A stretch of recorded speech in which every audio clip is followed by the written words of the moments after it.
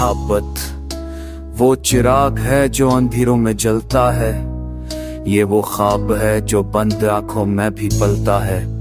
मैंने जब तुझे देखा तो जिंदगी बदल गई, मेरी हर सांस में तेरी खुशबू गल गई। तेरी मुस्कुराहट वो राज है जो दिल को बहला देती है, तेरी आंखों की रोशनी हर गम को बहला देती है। तो हो तो मौसम बहार का रूप धार लेता है, तो हो तो दिल का सहरा गुलजार बन जाता है।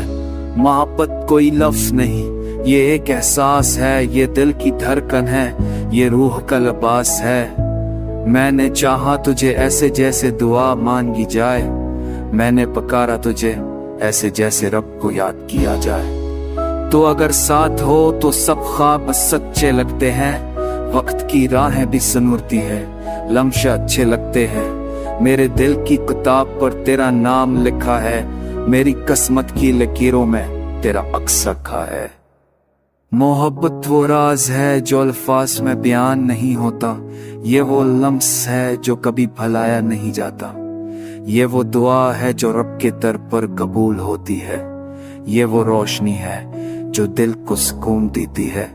मैंने मांगा है तुझे अपनी हर दुआ में, मैंने पाया है तुझे अपनी हर अदा में। तो अगर पास हो तो दुनिया जन्नत लगती है, तो अगर दूर हो तो दिल की दुनिया खाली लगती है।